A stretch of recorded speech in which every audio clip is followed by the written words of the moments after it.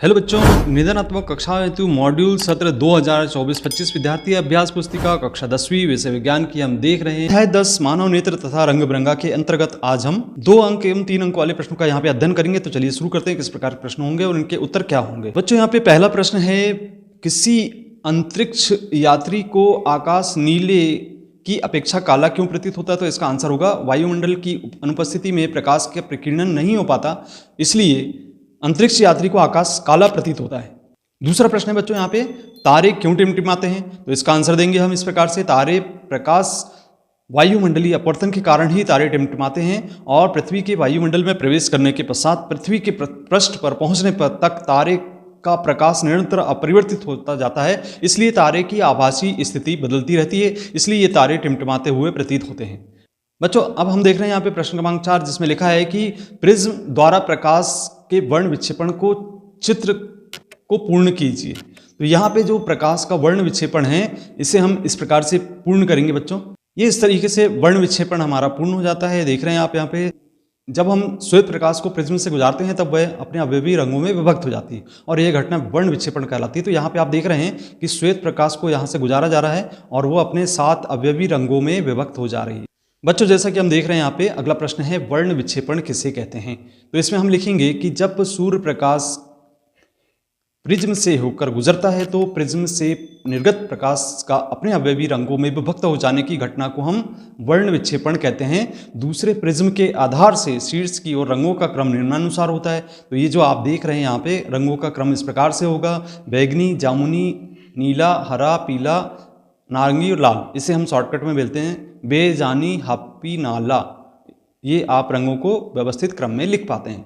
बच्चों छठवां प्रश्न है यहाँ पे, टिंडल प्रभाव उत्पन्न करने में प्रकीर्णन की भूमिका को बताइए। तो इसमें लिखेंगे हम, जब प्रकाश किसी कोलाइडी माध्यम से होकर गुजरता है तो प्रकाश का प्रकीर्णन होता है तथा प्रकाश का मार्ग दिखाई देने लगता है। प्रकाश की इस घटना को टिंडल प्रभाव कहते हैं। इस प्रकार किसी कोलाइड विलयन में उपस्थित कणों द्वारा प्रकाश के प्रकीर्णन होने की परिघटना को हम टिंडल प्रभाव कहते हैं। बच्चों इसके बाद हम देख रहे हैं अगला प्रश्न 7वें नंबर का, जिसमें लिखा हुआ है कि दृष्टि दोष क्या है, कितने प्रकार के होते हैं? तो इसका आंसर इस प्रकार से देंगे बच्चों।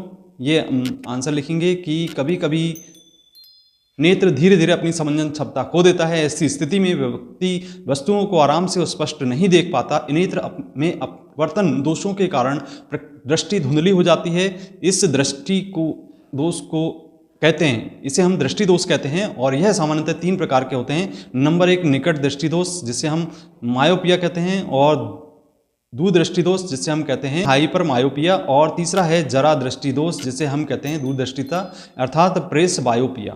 तो इस प्रकार से ये दूरदृष्टि दोष के प्रकार है। चलिए प्रश्न क्रमांक 8 हम देख रहे हैं, जिसमें लिखा हुआ है कि निकट दृष्टि दोष मायोपिया किस प्रकार का दृष्टि दोष है, इसे कैसे दूर किया जाता है? तो यह इसमें निकट दृष्टि दोष में कोई व्यक्ति निकट की वस्तुओं को स्पष्ट देखता है परंतु दूर की वस्तुओं को स्पष्ट नहीं देख पाता, और ऐसे व्यक्तियों को दूर बिंदु अनंत पर न होकर नेत्र के पास आ जाता है। इससे प्रतिबिंब दृष्टिपटल पर ना बनकर दृष्टिपटल के सामने बनता है। इस दोष को किसी उपयुक्त क्षमता के अपसारी अवतल लेंस के माध्यम से दूर किया जाता है। बच्चों अगला प्रश्न यहाँ पे, दूरदृष्टि दोष क्या है और इसका निवारण कैसे किया जाता है? तो महत्वपूर्ण प्रश्नों में ये भी शामिल है। तो हाइपरमायोपिया में कोई व्यक्ति दूर की वस्तुओं को स्पष्ट देख तो सकता है परंतु निकट की वस्तुओं को स्पष्ट नहीं देख सकता। ऐसे व्यक्ति का निकट बिंदु सामान्य बिंदु से निकट से 25 सेंटीमीटर न होकर दूर हट जाता है।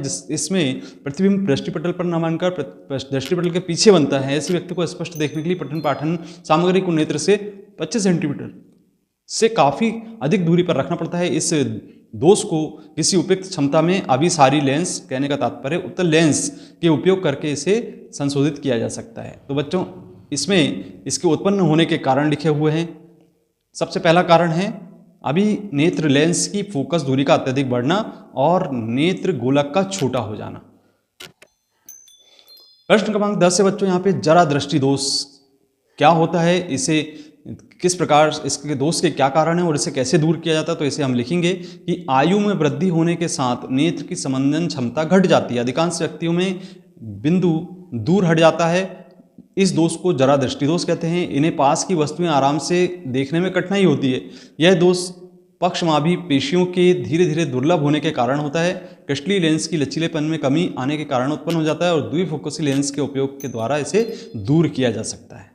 तो बच्चों, ये थे आपके इस अध्याय के अंतर्गत 2 एवं 3 अंक वाले महत्वपूर्ण प्रश्न। यदि आपको वीडियो अच्छा लगता है तो वीडियो को लाइक करें, अपने मित्रों को शेयर करें। अभी तक आपने चैनल को सब्सक्राइब नहीं किया तो सब्सक्राइब जरूर करें। मिलते हैं अगले वीडियो में। धन्यवाद।